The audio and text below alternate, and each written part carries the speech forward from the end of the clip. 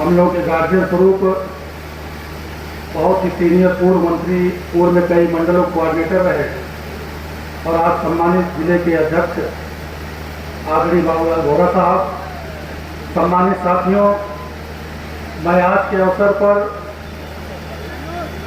अपनी बातें आप लोगों के समक्ष रखूं इससे पहले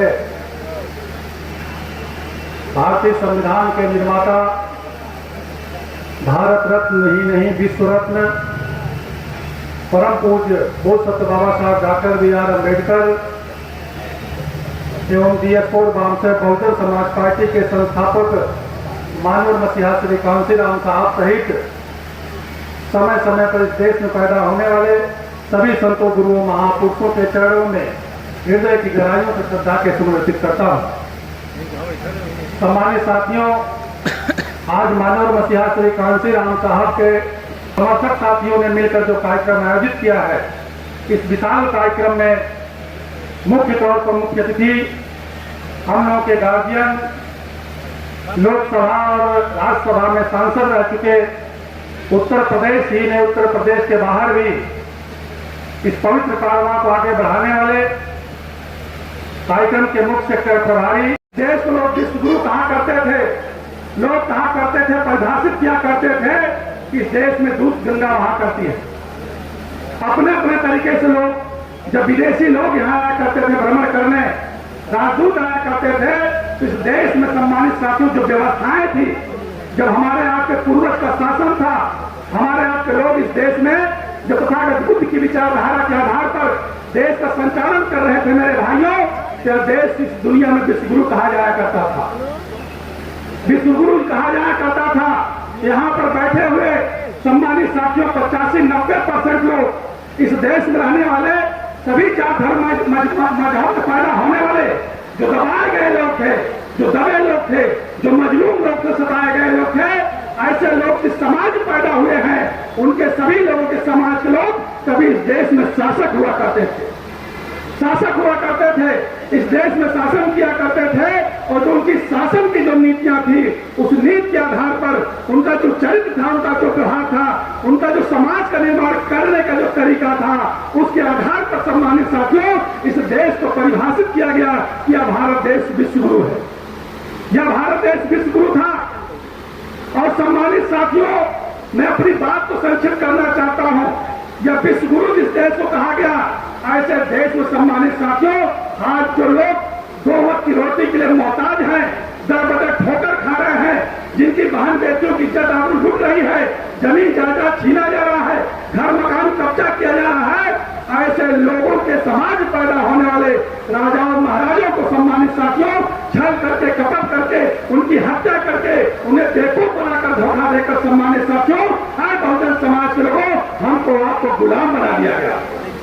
अल्लाह ने, गाद ने, भगवान ने, अर्थात जिन्हें हम कुदरत करते हैं सम्मानित साथियों, कुदरत ने तो सबको बराबर बनाया, लेकिन इंसानी सत्ता जो भारत में सम्मानित साथियों एक ऐसी विचारधारा, जिस विचारधारा का मकसद सम्मानित साथियों इस देश में बराबरी पैदा करके, गरीबी अमीरी की खाई पैदा करके, जातिवाद की खाई पैदा करके, इंसानों को बांट करके उन पर शासन करने का मकसद था। ऐसे लोगों सम्मानित साथियों हमारे लोगों को लूट लिया, हमारे लोग छल कर लिया, कपट कर लिया, और जो राजाएं महाराजाएं थे हमारे सम्मानित साथियों, उनकी हत्या करके मेरे भाइयों इस देश में उन्हें राक्षस घोषित कर दिया, इस देश में उन्हें राक्षस घोषित कर दिया। और बड़े पैमाने पर बहुजन समाज जो भटके हुए लोग हैं, जो कम जागरूक लोग हैं, ऐसे लोग उनको राक्षस करके सम्मानित साथियों उनका जो विजय का दौर था, उनका जो पराक्रम का समय था, उनका जो आक्रमण का समय था, उनका सम्मानित साथियों जब सुनहरा अवसर था,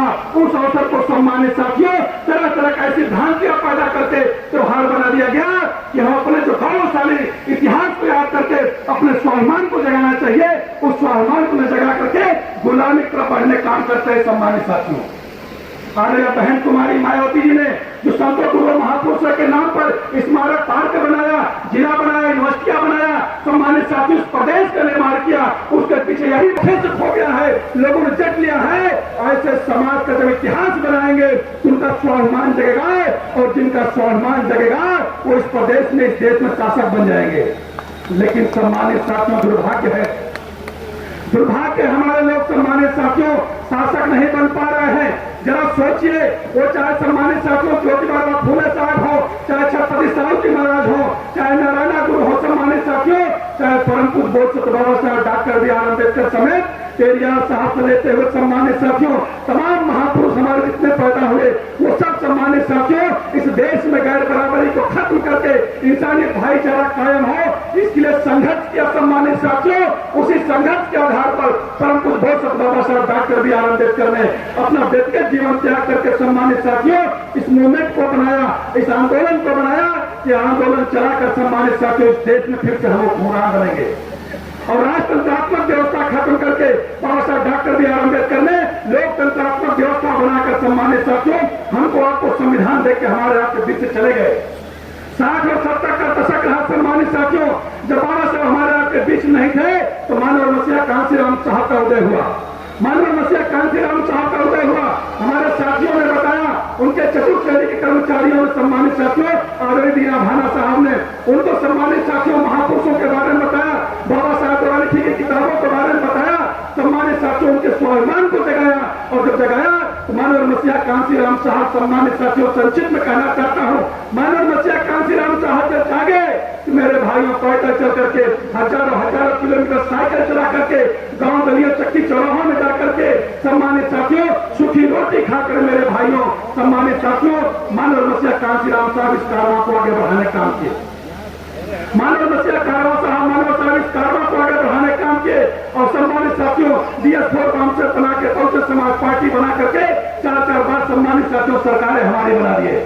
और यह बहन कुमारी मायावती एक कुशल नेतृत्व मानव मसीहा कांसीराम साहब उत्तराधिकारी बन के सम्मानित साथियों हमारे आपके इतिहास को स्थापित करने का काम किया और इतिहास बनाने का काम किया। हमारा आपका सम्मान और स्वाभिमान जगाने का काम किया। रोजगार, नौकरी, घर, मकान, पक्का, ठेकेदारी, पट्टेदारी सब कुछ आदरणीय बहन कुमारी मायावती ने देने काम किया। लेकिन सम्मानित साथियों आज फिर भी हम कहाँ हैं? हम कहाँ हैं सम्मानित साथियों? यही मेरा विषय है, आज मैं बात करना चाहता हूँ। आज हम कहाँ हैं? आज अगर हम उठाकर इतिहास देखें मेरे भाइयों, आज वर्तमान राजनीतिक परिस्थितियों को देखें मेरे भाइयों, देश हमारा गुलामी की तरफ बढ़ रहा है, नीतिकरण की तरफ बढ़ रहा है, पूंजीपतियों की सरकार सम्मानित साथियों उस देश में चल रही है, गैर बराबरी बढ़ रहा है, जात के नाम पर, धर्म के नाम पर सम्मानित साथियों राजनीति की जा रही है और इस देश की व्यवस्था बनाई जा रही है। इस देश की व्यवस्था बनाई जा रही है। सम्मानित साथियों, हमारे महापुरुषों की आत्माएं हम तो नहीं मानते, लेकिन समझाने के लिए कहना चाहता हूं, अगर उनकी आत्माएं हमको आपको देख रही होंगी तो तड़प रही होंगी, तड़प हो रही होंगी। साथियों एक बात करके बात समाप्त करूंगा, आगे बढ़ाऊंगा। लायक बाप के अगर लायक बेटे पैदा होते हैं तो बाप द्वारा बनाई गई संपत्ति जो होती है, जो व्यवस्था होता है, उसको बढ़ाने का काम करते हैं। और लायक बाप के नालायक बेटे पैदा हो जाते हैं तो बाप द्वारा बनाई गई जो व्यवस्था है उसको पीछे ले जाने का काम करते हैं। मेरा निवेदन है हाथ जोड़ के साथियों, हमें सोचना पड़ेगा कि हम लायक बाप के लायक बेटे हैं कि लायक बाप के नालायक बेटे हैं। तो मैं दावे के साथ कहता हूं, जितने लोग यहाँ पर हैं और जो लोग अभी हमारे गांव और कस्बे में हैं, जिनके दर पर बहुजन समाज पार्टी सफर कर रही है, आदरणीय बहन कुमारी मायावती की तरफ कर रही है, ऐसे ना जाने कितने लाखों लाख अभी भी लायक बाप के लायक बेटे बेटियां हैं जो इस देश में सामाजिक परिवर्तन करके मानव मसीहा कांसीराम साहब के सपनों का भारत बना रहे। यह है क्षमता सम्मानित साथियों, लेकिन विचार करना पड़ेगा, विचार करना पड़ेगा सम्मानित साथियों। वो चाहे समाजवादी पार्टी के नेताओं की सूची निकाल लें, भारतीय जनता पार्टी के नेताओं की सूची निकाल लें, कहने का तात्पर्य मेरे भाइयों जो तमाम राजनीतिक दल नए बन रहे हैं, सामाजिक संगठन बन रहे हैं, उनको सूची निकाल कर देखिए तो बहुजन समाज पार्टी के प्लेटफॉर्म पर पैदा होने वाले लोग हैं वहां। मानव मसीहा कांसीराम साहब आदरणीय बहन कुमारी मायावती जी के नेतृत्व पैदा होने वाले लोग वहां पर है। सम्मानित साथियों, मानव बाबा साहब डॉक्टर B.R. अम्बेडकर जैसे महापुरुषों की विचारधारा पर चलने वाले लोग वहां पर हैं मेरे भाइयों। आपको समझना होगा इस बात को मेरे भाइयों। जैसे हमारे राजाओं महाराजाओं की हत्या करके, कत्ल करके मेरे भाइयों जिस देश में हम शासक थे, उस देश में हमें जानवर से बदतर जिंदगी जीने के लिए मजबूर कर दिया गया, गुलाम बना दिया गया। ठीक उसी तर्ज के आधार पर, ठीक उसी व्यवस्था की सोच के आधार पर सम्मानित साथियों जो हमारे आपके बीच में नेता थे, सम्मानित साथियों वो विदेशियों के हाथ में बिक गए, वो विदेशियों के हाथ में बिक गए मेरे भाइयों। एक ऐसी विचारधारा के हाथ में बिक गए जो इस देश में गैर बराबरी पैदा करना चाहते हैं। उनके हाथ में बिक गए, हमें आपको धोखा दे दिए।